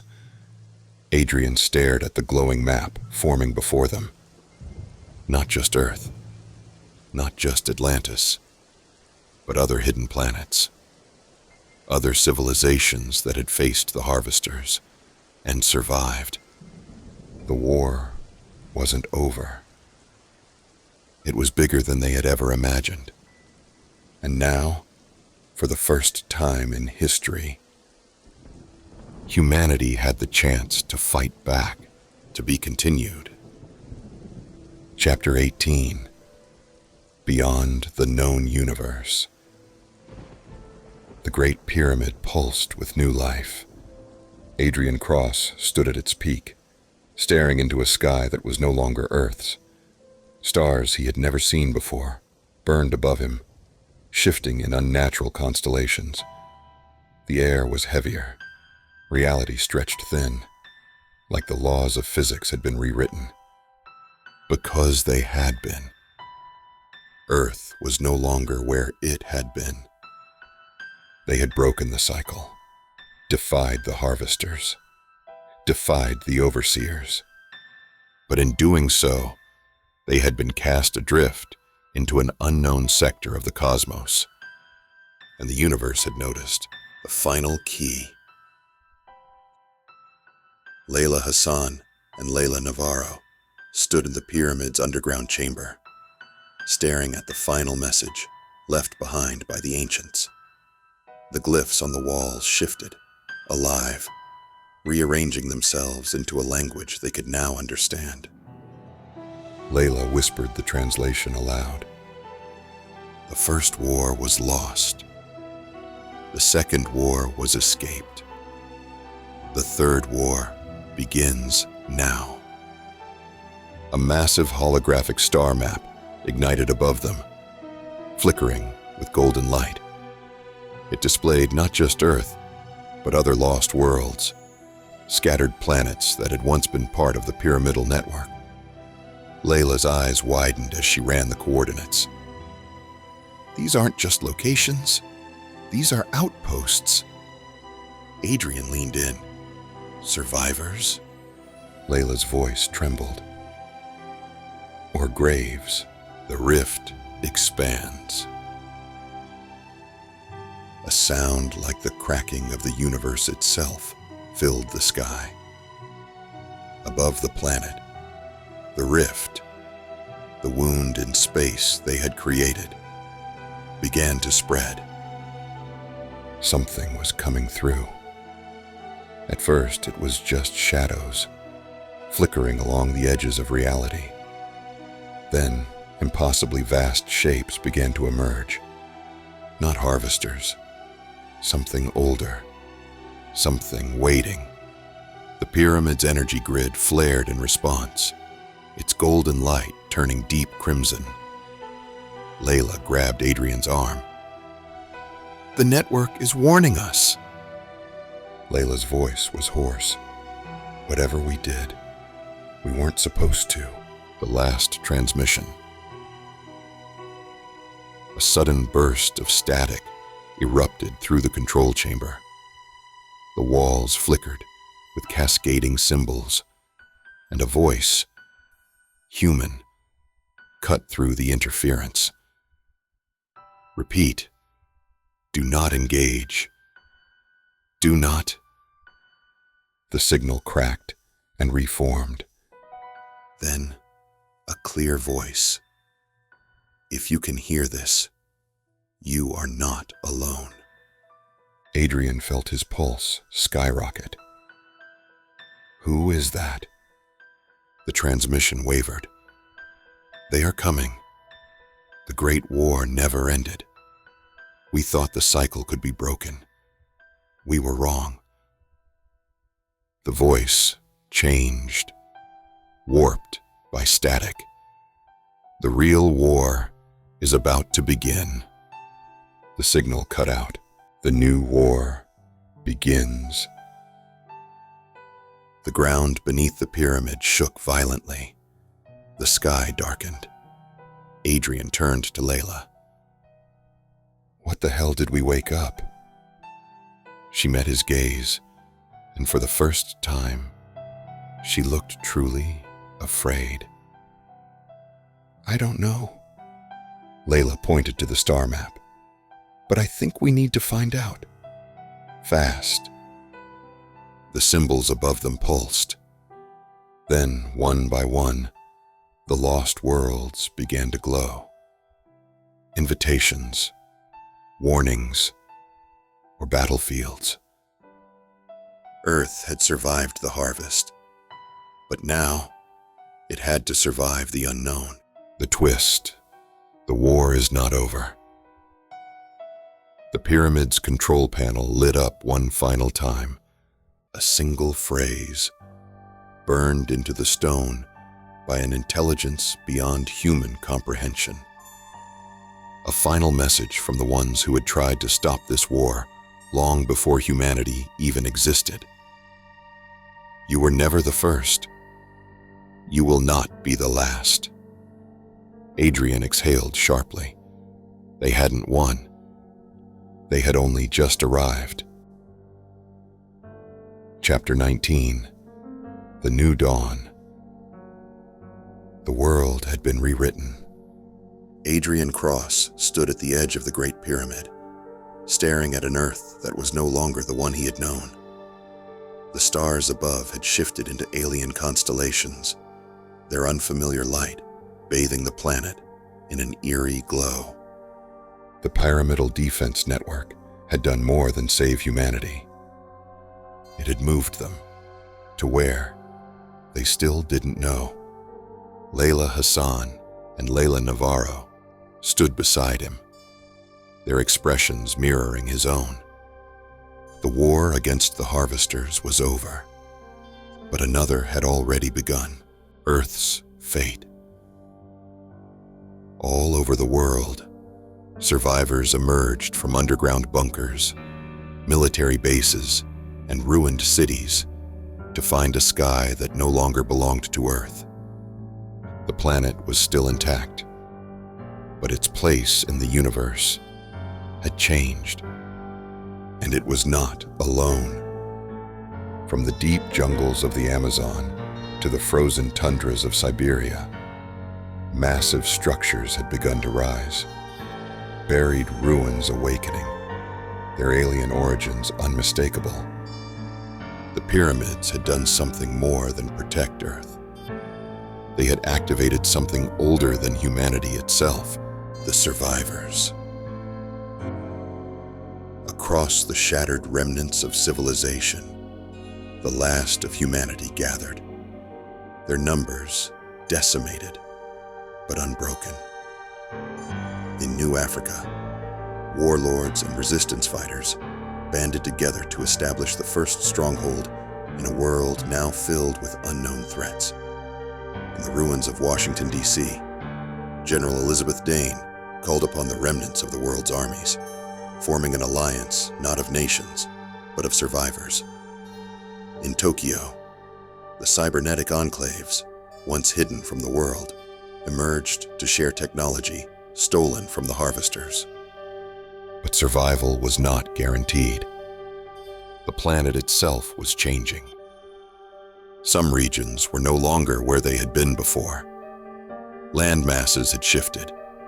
Oceans had swallowed entire cities, and new islands had risen from the depths.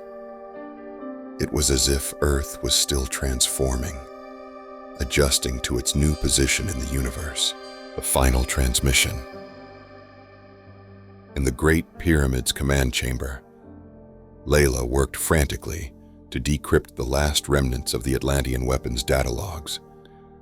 The star map they had uncovered still pulsed above them, pointing to other lost worlds, places where survivors of past cycles may still exist. Then, suddenly, a signal cut through the silence, a transmission point. It wasn't from Earth. Adrian's heart pounded as the distorted voice came through the static.